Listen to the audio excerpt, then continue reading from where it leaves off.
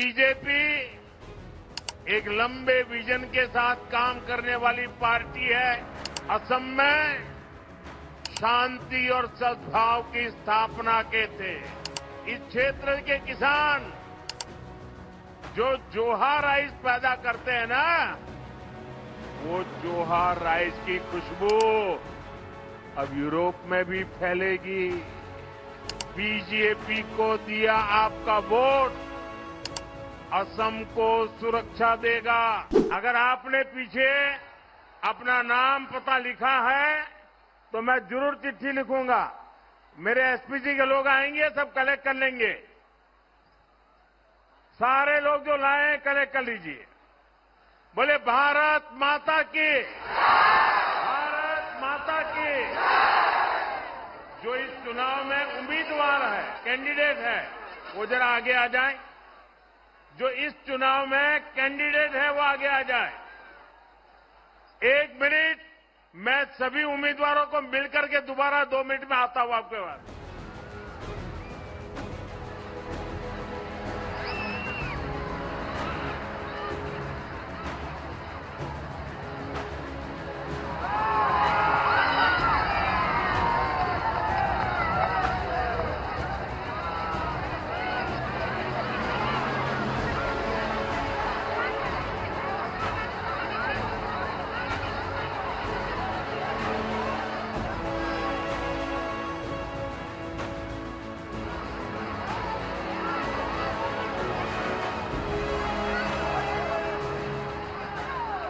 নামনিৰ ৰাইজলৈ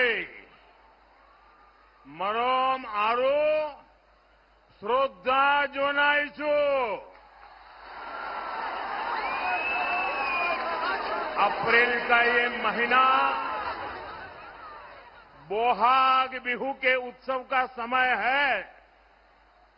आप सभी उत्सव की तैयारी में जुटे हैं,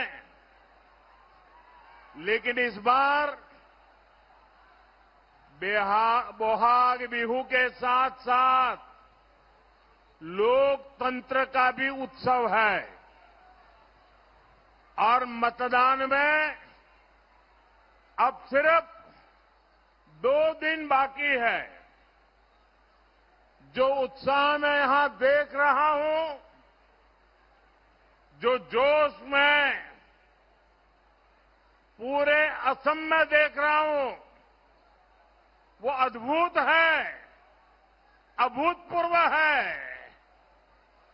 और ये जो जनता जनार्दन दूर दूर वहां रोड पर भी खड़े रहने की जगह नहीं है।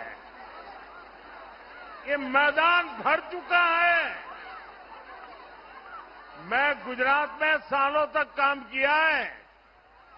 अगर मुझे सुबह 10-11 बजे मीटिंग करनी हो तो मैं इतने लोग इकट्ठे नहीं कर पाता था। आपने तो रिकॉर्ड तोड़ दिया, रिकॉर्ड। मैं आपके उत्साह, ये उमंग और हमें आशीर्वाद देने के लिए आए हैं। मैं फिर से आपको प्रणाम करता हूं। असम की जनता ने इस बार 2 काम पक्के कर लिए हैं। एक, असम में बीजेपी एनडीए सरकार की हैट्रिक लगेगी और दूसरा काम क्या है करने वाले, पता है आपको? पता है? मैं बताता हूं। और दूसरा काम जो होने वाला है, कांग्रेस के शाही परिवार के जो नामदार है ना, जो दिल्ली में बैठे हैं, असम के चुनाव के नतीजे के बाद उनकी हार की सेंचुरी का रिकॉर्ड भी असम के लोग ही बनवाएंगे। तो बीजेपी की हैट्रिक और शाही परिवार के नामदार की पराजय की सेंचुरी। आज बारपेटा का एक जनसैलाब एक ही घोषणा कर रहा है, आपको ये बार,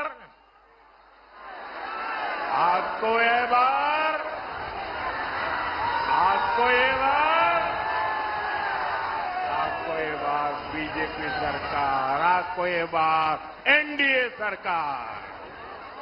साथियों, आज भारतीय जनता पार्टी का स्थापना दिवस भी है। 6 अप्रैल आज भाजपा का स्थापना दिवस है। मैं देश और दुनिया में भाजपा परिवार से जुड़े सभी लोगों का, सभी कार्यकर्ताओं का अभिनंदन करता हूं, अपनी शुभकामनाएं देता हूं।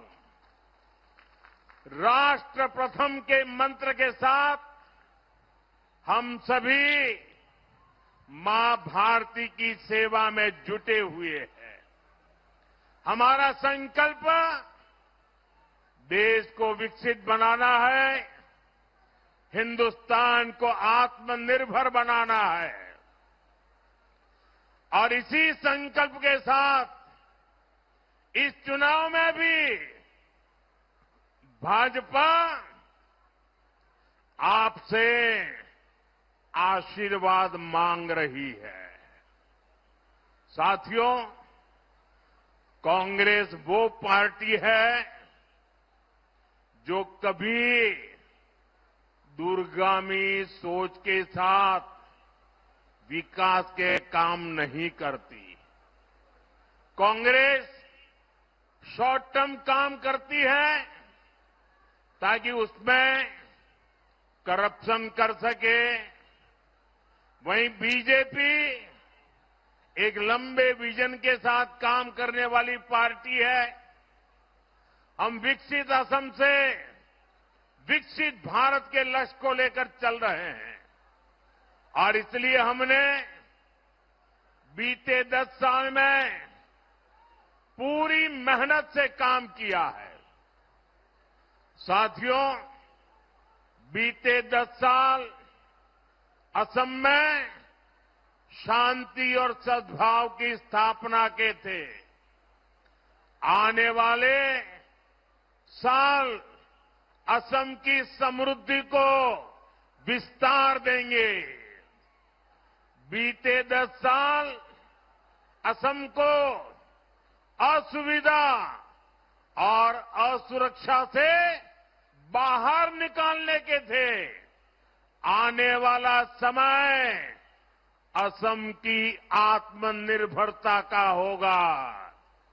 बीते 10 साल असम की पहचान को बचाने के थे। अब हमें असम की पहचान को दुनिया में बुलंद करना है। करना है कि नहीं करना है? बुलंद करना है कि नहीं करना है? दुनिया भर में आसाम की पहचान बनानी है कि नहीं बनानी है? आपका वोट इस बार विकसित असम के निर्माण की नींव को मजबूत करने वाला है। और साथियों, आप सब जानते हैं, भाजपा जो कहती है वो करके दिखाती है।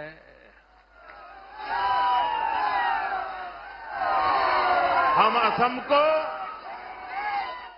उस बुलंदी की तरफ लेकर जा रहे हैं जिसके असम के लोग हकदार हैं। साथियों, यहां से मानस नेशनल पार्क ज्यादा दूर नहीं है। मां कामाख्या का आशीर्वाद इस पूरे क्षेत्र पर है। यहां आस्था और अध्यात्म से जुड़े बड़े स्थान है। असम में जैसे जैसे कनेक्टिविटी सशक्त हो रही है, यहां टूरिज्म का भी विस्तार होता जा रहा है और इसका फायदा पूरे असम को होगा। साथियों, असम का हमारा एक क्षेत्र खार भात के लिए जाना जाता है और मैं सभी धान किसानों को एक खुशखबरी देना चाहता हूं। अब यहां से जोहा राइस, जरा मेरे किसान भाई बहन, ये आपके लिए बता रहा हूं, हमारे इस क्षेत्र के किसान जो जोहा राइस पैदा करते हैं ना, वो जोहा राइस की खुशबू अब यूरोप में भी फैलेगी। हाल में ही असम का जोहा राइस इंग्लैंड और इटली को एक्सपोर्ट होना शुरू हो गया है। ये असम के सभी धान किसानों की मेहनत का सम्मान है। यहां हमने जो जोगी गोपा में मल्टी मॉडल पार्क बनवाया है, वो भी इस क्षेत्र के किसानों का सामर्थ्य बढ़ा रहा है। वहां ऐसी सुविधाएं हैं जिससे किसानों की फल सब्जी और अन्य उपज सुरक्षित भी रहती है और एक्सपोर्ट में भी बहुत सुविधा होती है। साथियों, देश के जिन एक दो राज्यों में उंगली पर गिन लो इतने से ही कम, सिर्फ एक दो राज्यों में ये कांग्रेस की सरकारें बची हैं, वहां कांग्रेस कभी जनता के बीच अपना रिपोर्ट कार्ड लेकर नहीं जाती, जबकि बीजेपी सरकार साफ नियत से जनता को बताती है कि हमने जनता की सेवा के लिए क्या किया। हमारी बीजेपी एनडीए सरकार किसानों की समृद्धि के लिए क्या कर रही है। मैं आपको इससे जुड़े कुछ आंकड़े बताना चाहता हूं। ये आंकड़े आप याद रखोगे? भाई, ये बच्चा कब से खड़ा है, ये चित्र भी जरा ले लीजिए, इसके हाथ दुख जाएंगे। जरा एसपीजी के जो लोग लेकर के ले लीजिए। बेटा ले लेता है, हाथ नीचे रखो, थक जाओगे बेटा। बहुत बहुत धन्यवाद बेटा, इतना बढ़िया चित्र बना के लेके आए हो। आप नीचे हाथ रखो, ये एसपीजी के लोग आकर के ले लेंगे बेटा। छोटे छोटे बच्चे, मुझे कभी ऐसा लगता है उनके हाथ थक जाएंगे। जरा एसपीजी के लोग ये ले लीजिए जल्दी। साथियों, साल 2013 में जब केंद्र में कांग्रेस सरकार थी, तब धान का एमएसपी मात्र 1300 रुपये प्रति क्विंटल था। यह आंकड़ा आपको याद रहेगा। हमारी बीजेपी की सरकार बनने से पहले जब कांग्रेस की सरकार थी, तब यहां धान के किसानों को एमएसपी कितना मिलता था, याद रहा आंकड़ा? प्रति क्विंटल 1300 रुपया। कितना? जरा बोलिए सब लोग, प्रति क्विंटल कितना? प्रति क्विंटल कितना? और आज कितना मिलता है पता है? आज धान का एमएसपी करीब 2370 रुपये। और असम की बीजेपी एनडीए सरकार अपनी तरफ से भी इसमें वृद्धि करती है। यानी धान किसानों की कमाई कहीं अधिक बढ़ रही है। 2014 से पहले के 10 वर्षों में जब कांग्रेस सत्ता में थी, तब देश के धान किसानों को एमएसपी के सिर्फ 4 लाख करोड़ रुपया मिले थे। कितने? 4 लाख करोड़। कितने? अरे जोर से बोलिए ना, कितने मिले थे? ये कांग्रेस के पापों की बात करनी है। कितने मिले थे? लेकिन 2014 के बाद 10 वर्षों में हमारी सरकार ने धान किसानों को 4 गुना अधिक 16 लाख करोड़ रुपए एमएसपी के रूप में दिए हैं। उनके 4 लाख करोड़ और हमारे साफ है कि कांग्रेस कभी धान किसानों का भला नहीं कर सकती। साथियों, कांग्रेस की सरकार तो किसान के हक का पैसा भी बिचौलियों को लूटा देती थी। हमारी सरकार सीधे किसान के बैंक खाते में पैसा जमा करती है। पीएम किसान सम्मान निधि से असम के किसानों को अब तक 7,500 करोड़ रुपये, उससे भी ज्यादा मिल चुके हैं। बीते सालों में इतने बड़े वैश्विक संकट आए, लेकिन हमने खाद की बढ़ी कई हुई कीमतों का, जो फर्टिलाइजर का दुनिया भर में दाम बढ़ गया, लेकिन हमने भारत के किसानों को वो बोझ नहीं पड़ने दिया। दुनिया में यूरिया की जो बोरी 3,000 रुपये पहुंच गई, 3,000 रुपये एक बोरी का, लेकिन बीजेपी एनडीए सरकार ने उसे सिर्फ 300 रुपये में किसानों को दे दिया। किसान हित में ऐसे फैसलों की वजह से ही असम के किसानों की पहली पसंद बीजेपी है, एनडीए है। अहोमोर कृषक सकलर प्रथम पोषण बीजेपी एनडीए।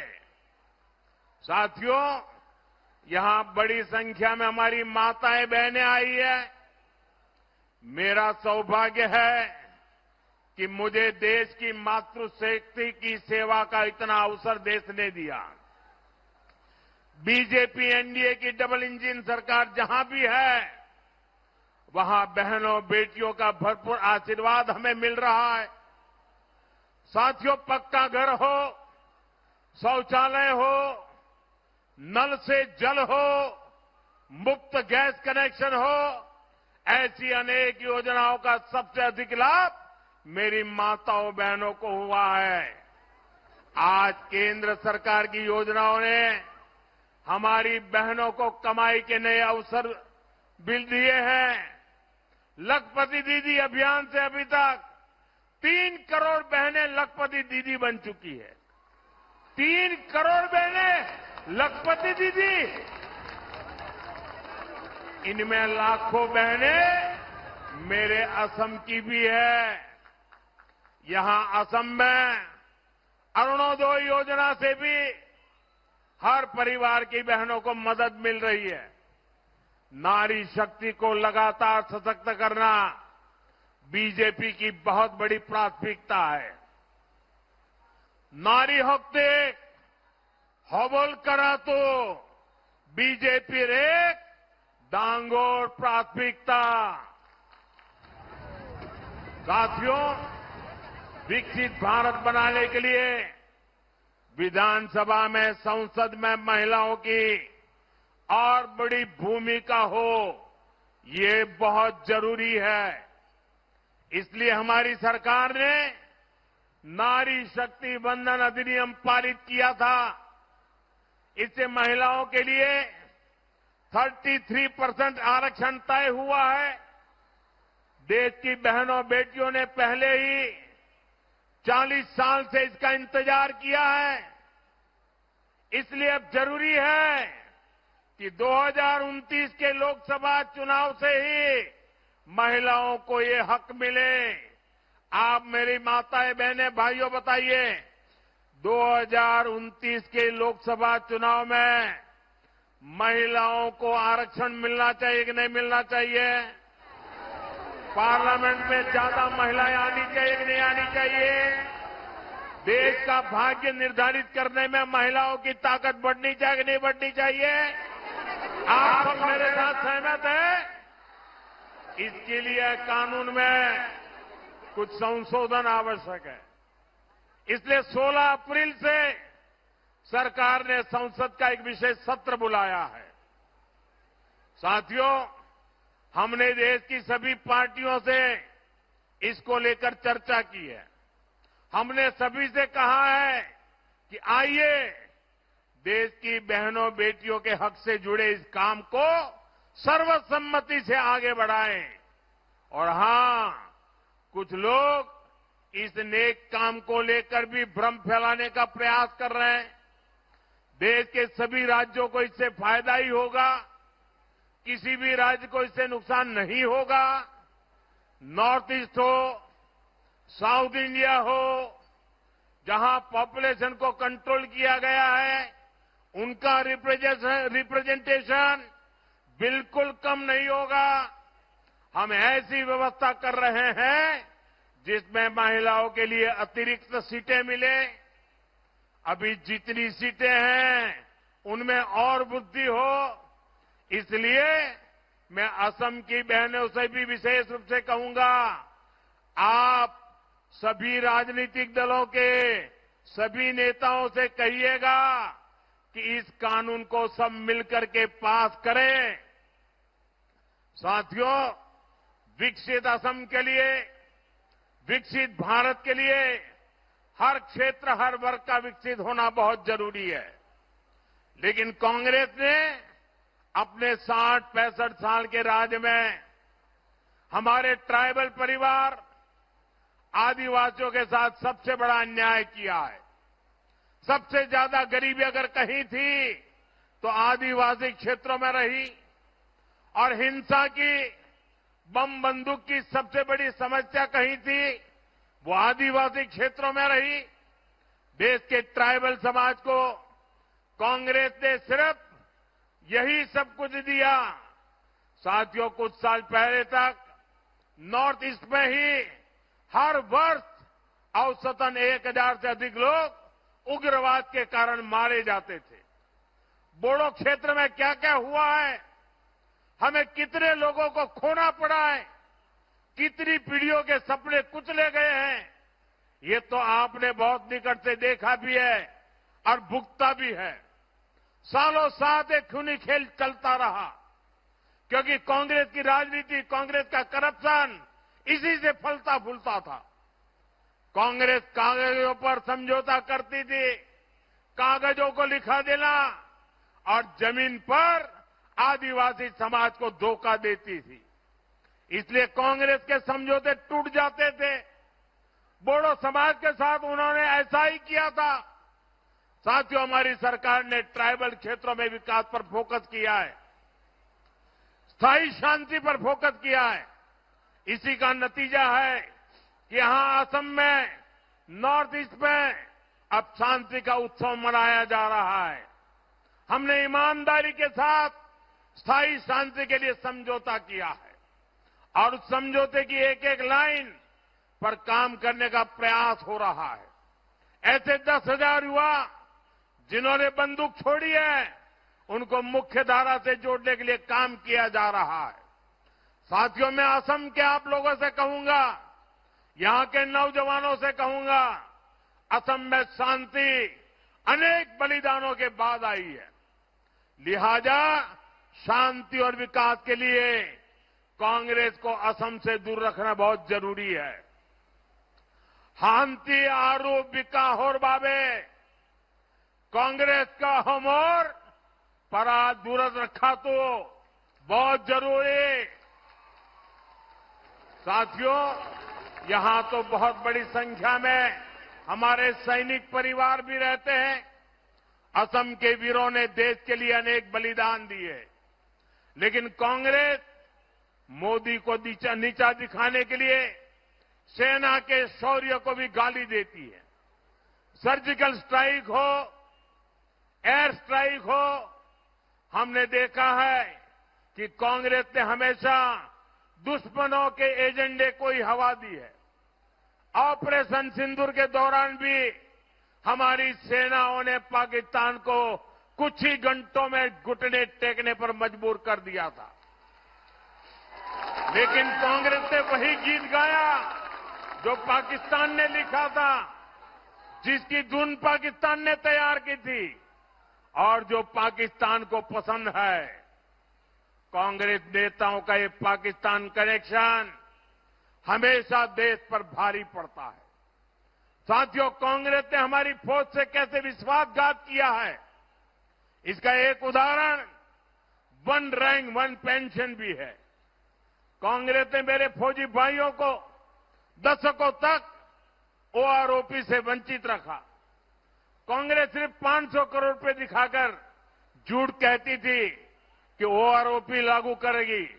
ये बीजेपी एनडीए सरकार है जिसने ओआरओपी का लाभ मेरे फौजी परिवारों को दिया और अब तक 1,24,000 करोड़ रुपए से ज्यादा यानी करीब करीब 1.25 लाख करोड़ रुपया ओआरओपी के पूर्व फौजियों को उनके खाते में जमा कर दिया गया है। साथियों, सत्ता के लिए कांग्रेस कुछ भी कर सकती है और असम को इसका बहुत नुकसान हुआ है। हमारे बोडो समाज की हुदुम पूजा और कोज राजवंशी समाज का बाथो, ये प्रकृति, संस्कृति और आस्था के तालमेल का शानदार उदाहरण है।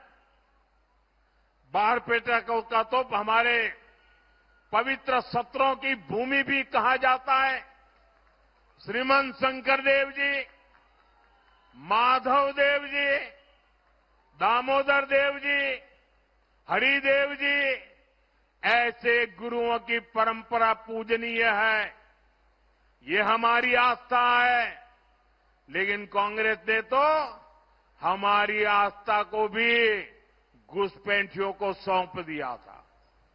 हमारे पवित्र सत्र की हजारों बीघा जमीन पर कांग्रेस ने घुसपैठियों को कब्जा करने दिया था।